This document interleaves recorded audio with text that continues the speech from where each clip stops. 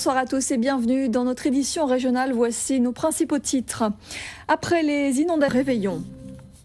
Et je vous le disais donc, notre invité ce soir est Patrick Van Grunderbeck. Il est le directeur interrégional de Météo France.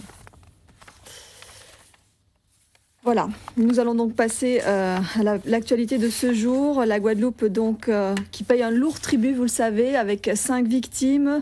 1 million d'euros, c'est la somme que Marie-Luce Panchard a décidé de débloquer pour aider les collectivités dans leur opération de nettoyage des cours d'eau. La ministre de l'Outre-mer, arrivée hier soir, a annoncé donc aujourd'hui un certain nombre de mesures à l'issue d'une réunion avec les élus. C'était ce matin en sous-préfecture. Les précisions de Jérôme Bouécas et de Daniel Quérin.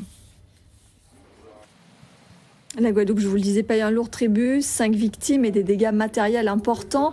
Les agriculteurs et les éleveurs en ont fait les frais, eux aussi, et ils ne cachent pas leur inquiétude, comme vous allez le voir dans ce reportage d'Emmanuel Gombeau et de Ludovic Guédu.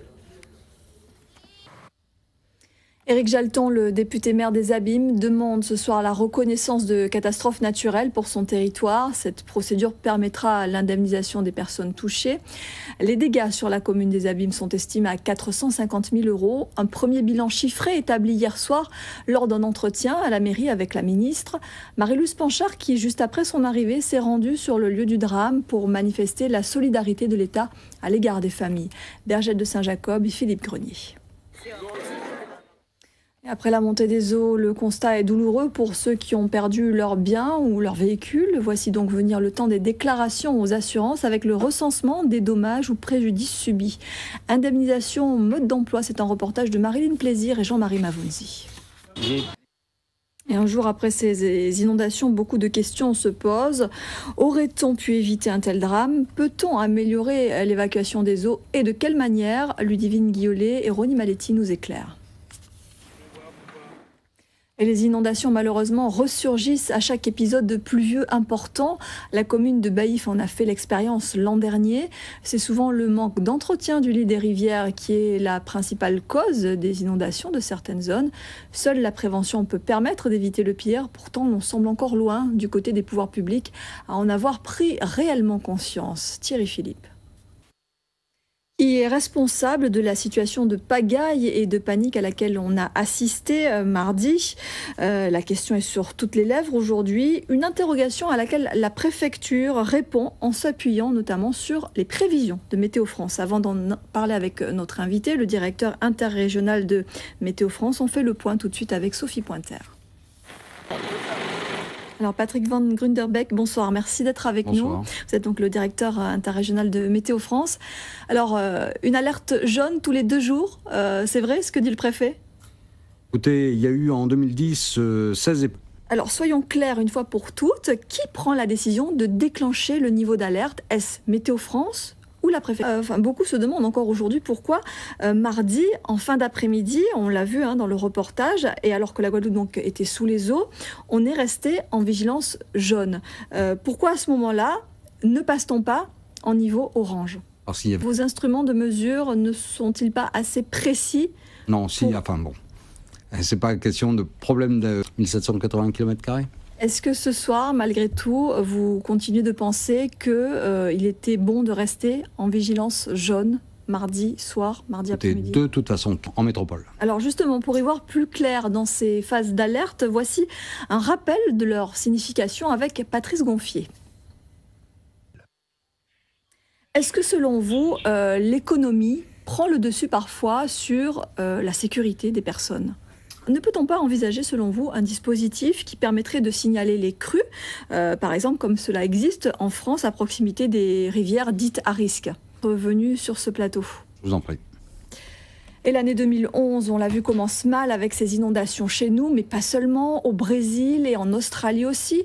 2010 a également été une année particulièrement dévastatrice, du jamais vu, avec 295 000 morts dues aux catastrophes naturelles. On ne peut s'empêcher d'évoquer la cause du dérèglement climatique. Alors la Terre est-elle en train de dicter ses règles? Élément de réponse avec Lise Dolmar et Olivier Duflot. Dans le reste de l'actualité, l'Élysée a donné les précisions sur le voyage que Nicolas Sarkozy effectuera chez nous ce week-end. Le temps fort sera le discours des vœux aux ultramarins dimanche en Guadeloupe. Un discours très politique, mais le chef de l'État ne devrait donner de réponse immédiate aux demandes d'adaptation de statut du Congrès de la Guadeloupe. Nathalie Nouzière. Nicolas Sarkozy arrivera ce vendredi en Martinique. Il sera en Guadeloupe le lendemain, samedi, donc en début d'après-midi. Il sera accompagné de Carla Bruni-Sarkozy et du ministre de l'Intérieur Brice Hortefeux. Le chef de l'État se rendra dans l'après-midi à Saint-François sur une exploitation agricole et ira visiter l'entreprise Croque Saveur. Il rencontrera sur place les acteurs économiques. Et puis enfin, dimanche, le président adressera à midi à Petit-Bourg ses vœux à l'outre-mer. Claudie Elisor a finalement succombé à ses blessures. Le Guadeloupéen de 33 ans est décédé hier à l'hôpital Beaujon à Paris. Il était dans le coma depuis une semaine après avoir été passé à tabac par une bande de jeunes auxquels il avait refusé l'accès à une soirée privée. C'était durant la nuit du réveillon. Ces agresseurs courent toujours. Les parents, eux, se préparent aux obsèques. À Paris, le reportage de Fabienne Marcel d'Outre-mer Première. On termine avec cette bonne nouvelle pour l'environnement. Il n'y a plus officiellement de décharge à ciel ouvert sur les îles du Sud. Depuis le 1er janvier, un arrêté préfectoral exige leur fermeture. À Marie-Galante, les ordures ménagères sont désormais transférées 3 fois par semaine vers la Guadeloupe. Mais en attendant la construction d'un quai de transfert, les déchets sont provisoirement déposés sur le site de la décharge de Folens. Les précisions de notre correspondant Laurent Bélanger. Voilà, c'est la fin de cette édition. Merci à vous de nous avoir suivis. Dans un instant, votre série policière Léa Parker, 2 épisodes. Et puis à 21h40, retrouvez votre magazine Foot Prolongation, présenté par Eddy Golapcan. Demain à 13h, l'actu revient avec Laura Séné. À 19h30, vous serez avec Jérôme Bouécas. Très belle soirée à tous. Très bon début de week-end. Chez toi, tu sais que j'ai du bon compas. Mélanger, il faut braquer. Je vais faire la fête avec toi. Je t'invite à boire un chocolat. Tu sais que j'ai du bon mélanger, il faut braquer. Je veux faire la fête avec toi, chez moi ou chez toi. Méthode. Compas.